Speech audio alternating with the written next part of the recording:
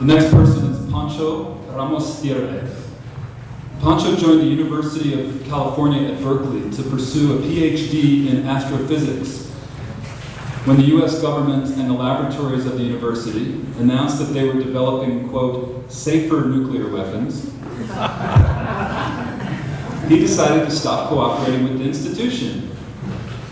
His activism and his life's focus is on issues of human rights, environmental sustainability, nonviolence, peace building, immigration, urban agriculture, and the development of a vibrant gift economy. Pancho blogs at Earthling Opinion and Service Space and can be followed on Twitter at One World Citizen. Please speak, Pancho. Tell us about you. How do you follow? I think that the only way that I could follow is with a hug. Share your voice.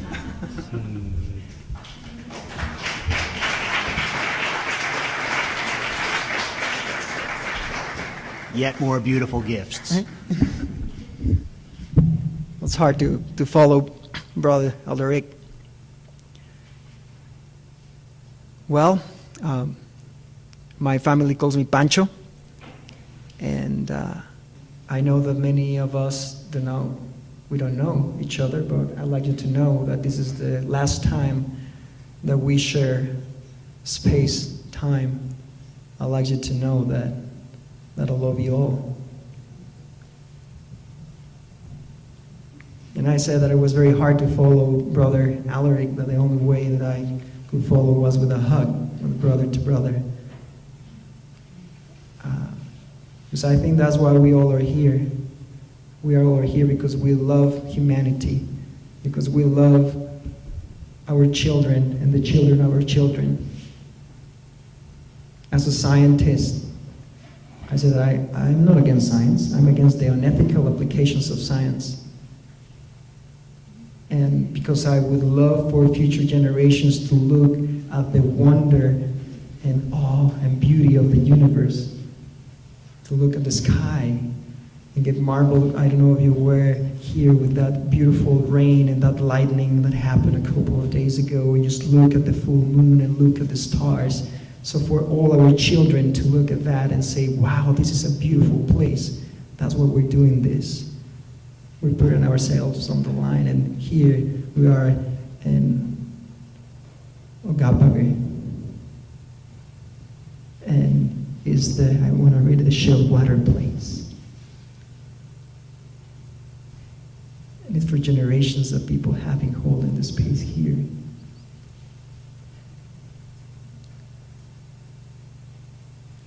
So I guess what I would like to share is that it is time to put principles before titles and profit.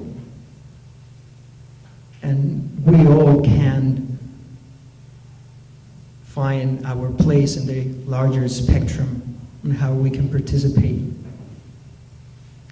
And there was a little ones, they're not here, but it was a 10-year-old and a 7-year-old that yesterday were picking up plums and peaches for you all here. And those are kind of the invisible ripples of love that moves us very deeply. So equally organically, these fresh local organic plums, we were just talking about it and going to see, oh, look at this, this is a little pit. So we were talking about these horrendous things as the plutonium pits, and we said, oh, check it out. We need plum pits, not plutonium pits. And would it be wonderful again that the government in this part of the planet is planning to spend close to $6 billion in a nuclear weapons plant. And with that money, we can be feeding the physically poor children of this part of the planet in New Mexico for the next 20 years. And because I like numbers, and sometimes math is the language of nature, but sometimes it's just the heart. But I like to put this seed of critical thinking and critical thinking feeling in your heart. How much is $1 trillion? How much is a trillion? People think about we spend $30 trillion to bail out the banks, $10 trillion in the wars of the planet we call Iraq and Afghanistan, $6 billion, but how much is a trillion? Well, if you were able to count $1 per second, how many years do you think it will take you to count a trillion?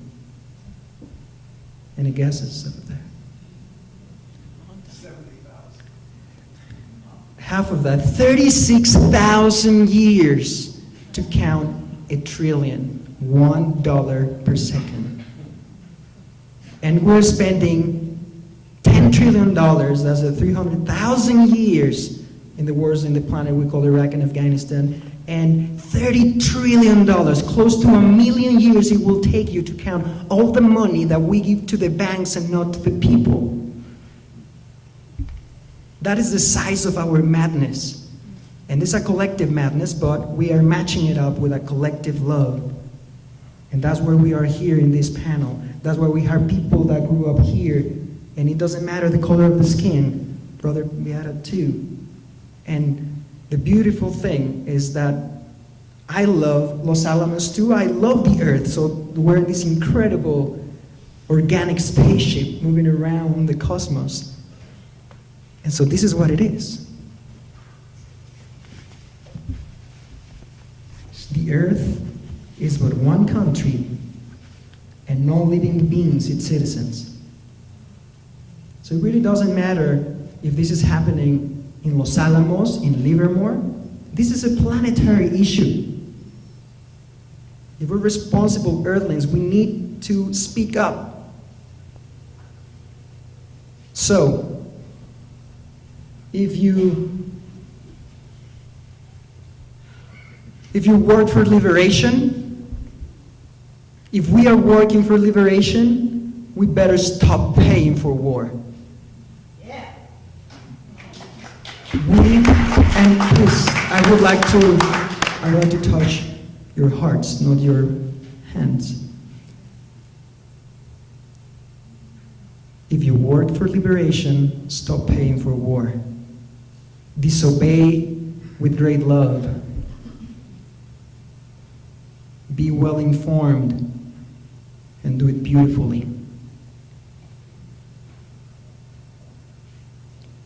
And I know that some of this information feels heavy, but that's why we're saying that we're not alone. There's a lot of citizens of the world that have devoted their lives. You will hear some of those stories here, putting their lives on the line so that we are here. And how many generations took for us to be here.